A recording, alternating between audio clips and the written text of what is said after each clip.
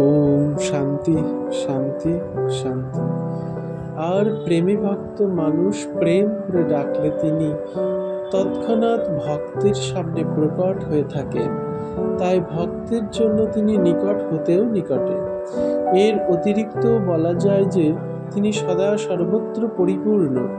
তাই তিনি দূর হতেও দূর এবং নিকট হতেও নিকট, কারণ এরূপ কোনো স্থান নেই যেখানে তিনি নেই। সকলের অন্তর্যামী বলে তিনি অত্যন্ত নিকটস্থ। আবার যারা অজ্ঞানী তারা একে সেভাবে জানতে পারে না, তাদের পক্ষে তিনি দূর হতেও বহু দূরে অবস্থিত। বস্তুত সমস্ত জগতের আধার এবং পরম কারণও তিনি। তার বাইরে ভিতরে সব স্থানেই তিনি পরিপূর্ণ। এরূপে যে মানুষ প্রাণীমাত্রকেই সর্বাধার পরব্রহ্ম পুরুষোত্তম পরমাত্মাতে দর্শন করে এবং সর্বান্তর্যামী পরম প্রভু পরমাত্মাকে প্রাণীমাত্রই দর্শন করে, সেই মানুষ কিরূপে কাকে ঘৃণা বা দ্বেষ করবে? সেই মানুষ সদা সর্বত্র নিজের পরম প্রভুকেই দর্শন করে মনে মনেই সকলকে প্রণাম করতে থাকে এবং সকলকে সর্বপ্রকারের সেবা ও তাদের সুখদান করার বাসনা করতে থাকে। এরূপে মানুষ যখন পরমাত্মাকে উত্তম রূপে জানতে পারেন, যখন তার সর্বত্র ভগবত দৃষ্টি লাভ হয়, তখন তিনি প্রাণীমাত্রেই একমাত্র তত্ত্ব পরমাত্মাকেই দর্শন করতে থাকেন। তখন তার সদা সর্বত্র পরমাত্মারই দর্শন হতে থাকে। সেই সময় তার অন্তঃকরণের শোক মোহ প্রভৃতি বিকার কিরূপে হতে পারে?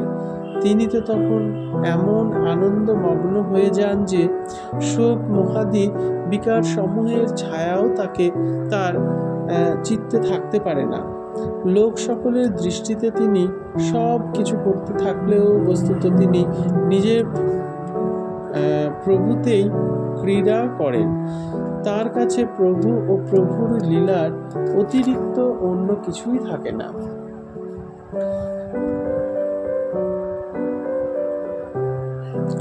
পরমেশ্বরকে সর্বত্র দর্শনকারী মহাপুরুষ সেই পরব্রহ্ম পুরুষোত্তম সর্বেশ্বরকে প্রাপ্ত হন। তিনি শুভাশুভ কর্মজনিত প্রাকৃত সূক্ষ্ম দেহ এবং পাঞ্চ ভৌতিক অস্থি শিরা মাংসাদিময় সর্ববিকারযুক্ত স্থূল দেহরহিত ছিদ্র বর্জিত দিব্য শুদ্ধ সচ্চিদানন্দ ঘন ক্রান্তদর্শী সর্বদ্রষ্টা সর্বজ্ঞ সকলকে নিয়ন্ত্রণকারী সর্বাধিপতি কর্মপরবেশে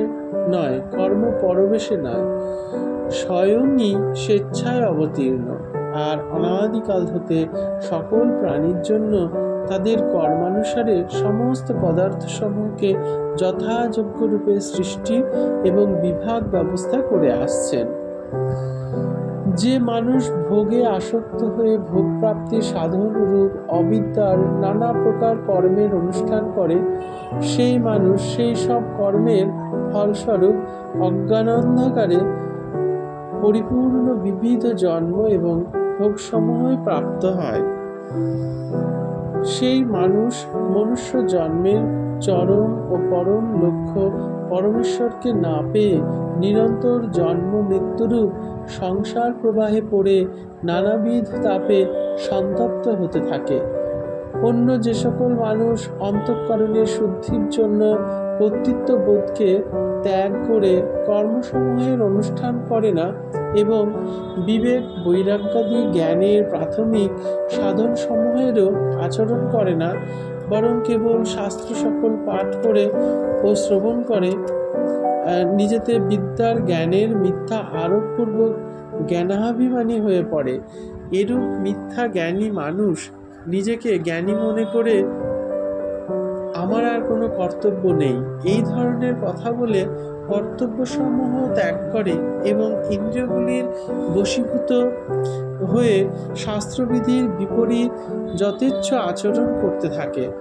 এর দ্বারা সেই মানুষ সকামভাবে কর্মকারী বিষয়াসক্ত মনুষ্যগণ অপেক্ষাও অধিকতর অন্ধকার, অর্থাৎ পশুপক্ষী, শূকর, কুকুর আদি নীচ জনি সকল এবং রৌরব, কুম্ভী, পাকাদি ঘোর নরক সকল প্রাপ্ত হয়।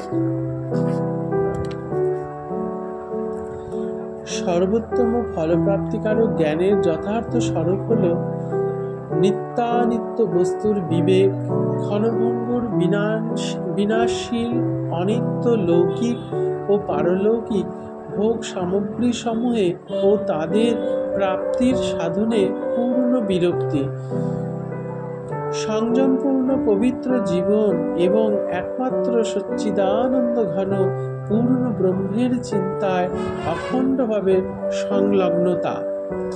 এই যথার্থ জ্ঞানের অনুষ্ঠানে জ্ঞানী সাধক পরম ব্রহ্ম পুরুষোত্তমকে প্রাপ্ত হন। যথার্থ জ্ঞানের এই সর্বোত্তম ফল জ্ঞানাভিমানে রত স্বেচ্ছাচারী মানুষের যে দুর্গতিরূপ ফললাভ হয়, তা হতে সম্পূর্ণ ভিন্ন ও বিলক্ষণ।